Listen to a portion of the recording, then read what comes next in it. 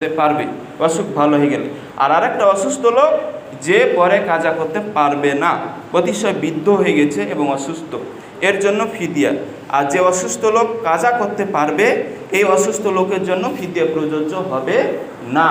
তাহলে আমাদেরকে বুঝতে হবে যে যে অসুস্থ লোক কাজাও করতে পারবে না, অর্থাৎ চিররোগা যাকে বলা হয়, মৃত্যুর আগ পর্যন্ত সুস্থ হওয়ার সম্ভাবনা নাই এরকম মনে হচ্ছে, বা অন্য সময় কাজা করার চেষ্টা করছে কিন্তু পাচ্ছে না, তাহলে কি হবে? সে অবশ্য ফিদিয়া দিবে। তবে একটা কথা মনে রাখা ভালো, যদি বাইচান আল্লাহ তাআলা তাকে সুস্থ করে দেন, পরবর্তী সময় সে কাজা অবশ্য আদায় করবে। কিন্তু যেহেতু ফিদিয়া তার দেওয়া হয়ে গেছে, এগুলো কী হবে? সাদকা হয়ে যাবে, সাধারণ দান হিসেবে সে নেকি পাবে। তাহলে এতে সে অসংখ্য সোয়াবের ভাগিদার হয়ে যাবে, তাতে অসংখ্য সোয়াব বা নেকি রয়েছে। সাহাবী ও তাবিগুনের সর্বসম্মত অভিমত হলো যে সাহাবী সালামা ইবনুল আকওয়া রাদিয়াল্লাহু তাআলা আনহু বলেন, যখন ওয়ালাল্লাযীনা ইউতিকুনাহু, অর্থাৎ যাদের সামর্থ্য রয়েছে সিয়াম রাখার এবং ফিদিয়া দেওয়ার, এই শীর্ষক আয়াতটি নাজিল হয়, তখন তাদেরকে মর্মে ইখতিয়ার দেওয়া হয়েছিল যে যার ইচ্ছা হয় সে সম রাখবে এবং যে সম রাখতে চায় না সে ফিদিয়া দিয়ে দিবে। এরপর যখন পরবর্তী আয়াত ফামান শাহিদা মিনকুমুশ শাহরা ফালিয়াসুম আয়াত নাজিল হয়ে গেল, তখন ফিদিয়া দেওয়ার ইখতিয়ার রহিত হয়ে সুস্থ সমর্থ লোকদের উপর শুধুমাত্র সম রাখাই জরুরি সাব্যস্ত হয়ে গেল। দলিল সহিহ বুখারী 4507 নম্বর হাদিস, সহিহ মুসলিম কিতাব 1145, আবু দাউদ 2315, 2316 নম্বর এবং তিরমিজি 798 নম্বর হাদিস। এগুলোতে এই ফিদিয়া এবং সুস্থ এবং অসুস্থ ব্যক্তির হাদিসগুলো বর্ণিত হয়েছে। এখন আসি, আল্লাহ তাআলা যে সিয়াম আমাদের জন্য নির্দিষ্ট কয়েকটা দিনে সিয়াম রাখার যে বিধান দান করেছেন, এ সম্পর্কে সঠিক দিনে সিয়ামের ক্ষেত্রে আল্লাহ রাসূল সাল্লাল্লাহু আলাইহি সাল্লামের সম্পূর্ণ দলিল ভিত্তিক কথা বলবো ইনশাআল্লাহ। সেটা হলো একটি হাদিসকে কেন্দ্র করে যেটা আমাদের সমাজে বিভ্রান্ত ছড়ানো হয়েছে, সে হাদিসটাকে নিয়ে আজকে আলোচনা, এবং যারা বিভ্রান্ত হচ্ছে তাদের ক্ষেত্রে এটা হচ্ছে জবাব আসবে ইনশাআল্লাহ। সে হাদিসটা আছে সহিহ মুসলিম, হাদিসটা হচ্ছে সহিহ হাদিস নম্বর 1078 নম্বর হাদিস। আন কুরাইব আন্না উম্মাল ফাজল রাদিয়াল্লাহু তাআলা আনহু বিনত আল হারিস বাসাহু ইলা মুআবিয়া রাদিয়াল্লাহু তাআলা আনহু বিশাম ক্বালা ফাকাদিমতু আশ-শাম ফাকাদাইতু হাজাতাহা। কুরাইব রাহিমাহুল্লাহ থেকে বর্ণিত, ইনি একজন তাবী ছিলেন। ইনি আল্লাহ রাসূল সাল্লাল্লাহু আলাইহি সাল্লামকে জীবনে দেখেননি, কারণ ইনার জন্মের আগেই আল্লাহ রাসূল অনেক আগেই মারা গিয়েছেন। অর্থাৎ আল্লাহ রাসূল সাল্লাল্লাহু আলাইহি সাল্লামের ইন্তিকালের পরে আমরা প্রাথমিকভাবে এটা ধারণা রাখব, রাসূল সাল্লাল্লাহু আলাইহি সাল্লামের বাণীগুলো দুই কোয়ালিটির। একটা হচ্ছে আল্লাহ রাসূল নিজে করেছেন এবং অপরকে করতে বলেছেন, এটা হচ্ছে একটি হাদিসের কোয়ালিটি। আর একটা হচ্ছে আল্লাহ রাসূল নিজে করেননি কিন্তু অপরকে করতে নির্দেশ দিয়েছেন, আদেশ করেছেন, এটা হচ্ছে 2 নম্বর কোয়ালিটি।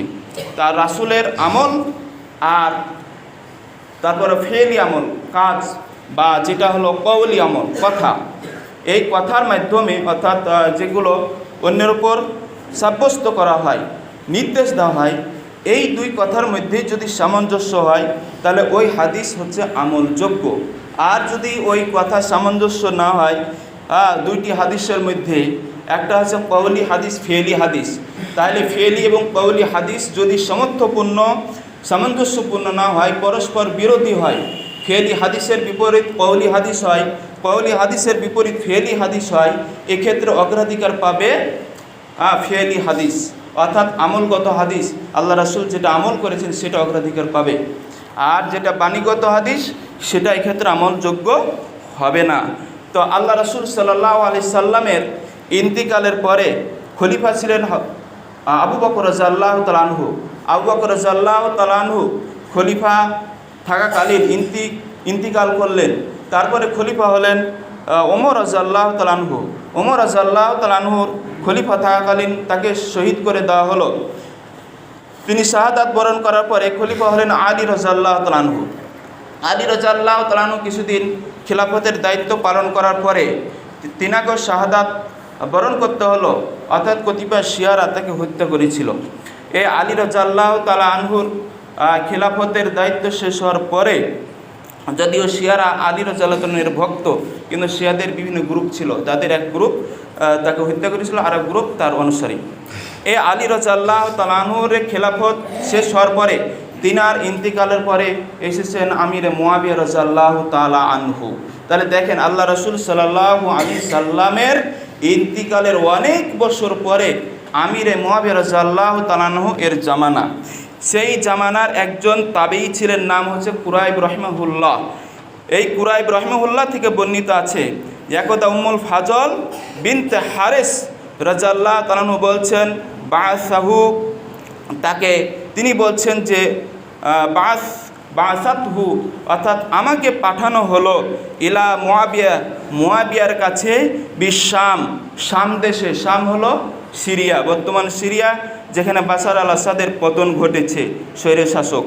এই শাম দেশে মুয়াবিয়া রাদিয়াল্লাহু তাআলা আনহু শাসক ছিলেন তখনকার যুগে, এবং এই শাম দেশে কুরাইব রাহিমাহুল্লাহকে পাঠানো হয়েছিল। মদিনা থেকে শামে কুরাইবকে পাঠানো হয়েছিল। তখন মদিনার গভর্নর ছিলেন আব্দুল্লাহ ইবনে আব্বাস রাদিয়াল্লাহু তাআলা আনহু, যিনি অসংখ্য হাদিসের পণ্ডিত। আর এদিকে মুয়াবিয়া রাদিয়াল্লাহু তাআলা আনহু আল্লাহ রাসূলের একজন সম্মানিত সাহাবী। তিনি ছিলেন কোথায়? শাম বা সিরিয়ার গভর্নর বা খলিফা ছিলেন, শাসক ছিলেন, যাকে আমরা সরকার বলি। ওয়ালা, তিনি বললেন, ফাকদিমতু শাম, অর্থাৎ আমি শামে পা রাখলাম, অগ্রসর হলাম, শামে উপস্থিত হলাম। ফাকযাইতু হাজাতাহা, তারপরে আমার হাজতগুলো পূর্ণ করে নিলাম। পূর্ণ করার পরে ওয়াস্তাহিল্লা আলাইয়া রমাজান, এই সময় রমাজান মাসের উপস্থিত শুরু হয়ে গেল, অর্থাৎ রমাজান মাস পৌঁছে গেল, শুরু হয়ে গেল। এরপরে বলা হয়েছে ওয়ানা বিশাম, আর আমি ছিলাম সিরিয়াতে। আমি সে সময় সিরিয়াতে, অর্থাৎ মুয়াবিয়ার সেই রাজ্যে ছিলাম। ফারাআইতুল হিলাল, তখন আমি হিলাল দেখলাম, নতুন চাঁদ দেখলাম। লাইলাতাল জুমাতে, জুমার রাত্রিতে, অর্থাৎ যেটা হচ্ছে ইয়ামুল খমিস, খমিসের দিবাগত রাতকে বলা হয় জুমার রাত। অর্থাৎ সন্ধ্যা থেকে কি হয়? জুমার রাত শুরু হয়, মানে বৃহস্পতিবার দিন যে রাত, সেই রাতটা হচ্ছে জুমার রাত। এই জুমার রাতে আমি হেলাল দেখলাম। সুম্মা কদিমতুল মাদিনাতা, তারপর আমি অগ্রসর হলাম মদিনার দিকে। কথা বলছেন কি? চুপচাপ শুনেন। মদিনার দিকে আমি অগ্রসর হলাম। ফি আখিরি শাহরে, এই রমাজান মাসের শেষ দিকে। দেখেন, প্রথমটা হলো রমাজান মাসের যদি প্রথম দিকে আসতেন কুরাইব রাহিমাহুল্লাহ মদিনায়, তাহলে কোনো বিতর্কের প্রশ্ন আসতক না। তিনি আসলেন রমাজান মাসের শেষ দিকে। আর রমাজান মাস শুরু হয়েছে কখন? শুরুতে রমাজান মাস শুরু হলো, যেটা বললেন যে জুমার রাত্রিতে হেলাল বা নতুন চাঁদ দেখলাম। এখানে আমরা চাঁদের কথা বলি, ওইটাকে হচ্ছে কমার। কমার দেখার কথা হাদিসে বলা নাই, অর্থাৎ চাঁদ দেখার কথা হাদিসে বলা নাই। হাদিসে বলা হয়েছে হেলাল দেখার কথা, অর্থাৎ নতুন চাঁদ। তো যখন এই কথাটা শুনলেন, তখন কুরাইব রাহিমাহুল্লাহ মদিনায় আসলেন, এবং এটা রমাজানের শেষ দিকে। যদি ওই দিনই আসত, যেই দিন তিনি নতুন চাঁদ দেখলেন, মুয়াবিয়া এবং কুরাইব এবং তার অনুসারীরা, এবং সিয়াম সাধনা শুরু করলেন, ওই রাতে যদি আসতো, ওই তারিখে যদি আসতো, বা ওই রাত দিন এক রাতের মধ্যেই যদি পৌঁছে যেত মদিনায় খবরটা, তাহলে কি আব্বাস রাদিয়াল্লাহু তাআলা আনহু সহ সব অনুসারীরা তারাও সিয়াম শুরু করে দিতেন। এখন আসি, যখন এই মাসে আসলো, তখন কি হলো? কদিমতুল মাদিনাতা, মদিনা পর্যন্ত চলে আসলাম। ফি আখিরি শাহরি, রমাজানের একেবারে শেষ দিকে। এখন কিছুদিন পরে শুরু হবে শাওয়াল। এখন শাওয়াল যখন শুরু হবে, তো শাওয়ালে কি আর রমাজানের সিয়াম রাখা যাবে? যাবে না। তাহলে তিনি খবরটা দিচ্ছেন কখন? রমাজানের শেষ দিকে। শেষ দিকে যখন এই খবরটা চলে আসলো, আসার পরে তিনি বলছেন, আব্দুল্লাহ ইবনে আব্বাস, তিনি নিজে থেকে কিন্তু আব্বাসকে খবরটা দিচ্ছেন না। তিনি নিজে থেকে আব্দুল্লাহ ইবনে আব্বাসকে খবরটা দিলেন না, বরং কি হলো? উল্টা ঘটনা ঘটলো। ঘটনাটা কি ঘটলো? তিনি বলছেন যে যখন মদিনায় রমাজানের শেষ দিকে আসলেন, তখন ফাসা আলানি, ফা মানে সুতরাং, সা আলা মানে প্রশ্ন করলেন, জিজ্ঞাসা করলেন আব্দুল্লাহ ইবনে আব্বাস নিমান আমাকে। আমি আগে তাকে সংবাদটা না দেওয়ার আগেই আব্দুল্লাহ ইবনে আব্বাস রাদিয়াল্লাহু তাআলা আনহু আমাকে আগে সংবাদ দিচ্ছেন, আমাকে আগে প্রশ্ন করছেন। এখানে একটা গুরুত্বপূর্ণ পয়েন্ট, সেটা হলো যে আব্দুল্লাহ ইবনে আব্বাস প্রশ্ন করার কারণটা কি। যদি এটা ঘটনা হতো যে তোমাদের অঞ্চলে যত সিয়াম রমাজান মাস শুরু হয়েছে আর আমাদের অঞ্চলে শুরু, আমরা যখন পৌঁছবো বা রমাজানের চাঁদ দেখব তখন আমাদের অঞ্চলে শুরু হবে, এটা যদি হতো তাহলে তাকে প্রশ্ন করার কোনো কারণ ছিল না, তাকে প্রশ্ন করার প্রশ্নই উঠতে পারে না। ফাসালানি আব্দুল্লাহ ইবনে আব্বাস রাদিয়াল্লাহু তাআলা আনহু, আব্দুল্লাহ ইবনে আব্বাস রাদিয়াল্লাহু তাআলা আনহু বলছেন যে আমাকে তিনি প্রশ্ন করলেন। কি করলেন? সুম্মা যাকারা আন তারাইতুহু, তারপরে তিনি উল্লেখ করলেন যে তুমি কি রায়তাহু অর্থাৎ হেলাল দেখেছো?